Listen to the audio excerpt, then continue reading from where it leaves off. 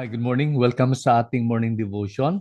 Ang ating passage ay babasahin natin mula sa Philippians chapter 4 verse 6. Let me read.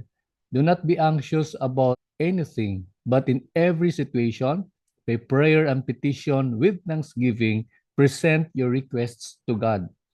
Ano makikita natin sa passage na ito? Mapapansin natin ang isang kautusan, no? Kautusan mula sa Panginoon at ang sabi, huwag tayong magiging anxious, no? Huwag tayong magiging magugulumihan sa iba't ibang mga bagay. Bagkus sabi nga rito, sa pamamagitan ng panalangin, sa pamamagitan ng paghingi at may akibat na pasasalamat, sabi ng Panginoon, i-present natin, ihandog natin sa Kanya ang ating mga hinihiling.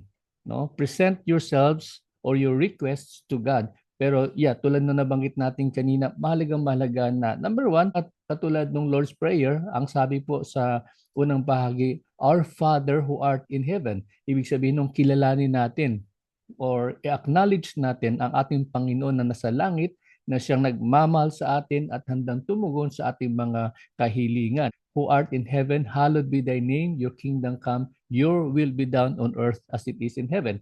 At ang sumunod naman ay mapapansin natin dito yung kalooban ng Panginoon ang siyang masusunod.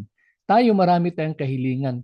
Ang mahalaga ay i-align natin lahat ng ating kahilingan ayon sa kalooban ng Panginoon at tiyak na tiyak tayo na hindi niya tayo bibiguin sapagkat ito po ay kanyang pangako.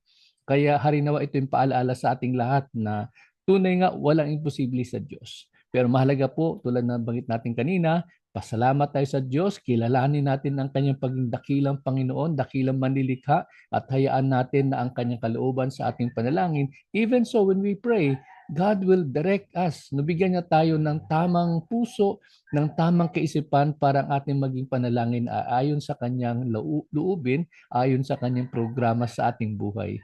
Tayo manalangin. Dakilang Diyos, maraming salamat sa inyong palaala sa araw na ito.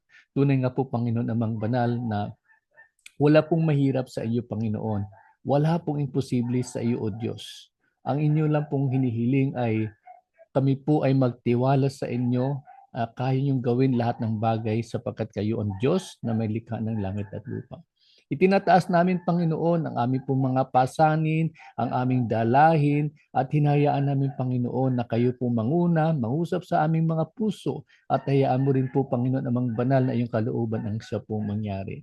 Salamat na marami, Panginoon, higit sa lahat, napakasarap po ang iyong presensya, at harinawa patuloy kami, Panginoon, lumapit po sa iyong harapan, hindi po, Panginoon, dahil po sa aming kabutihan at kakayahan, kundi sa pamamagitan ng iyong kadakilaan, ng iyong pag-ibig.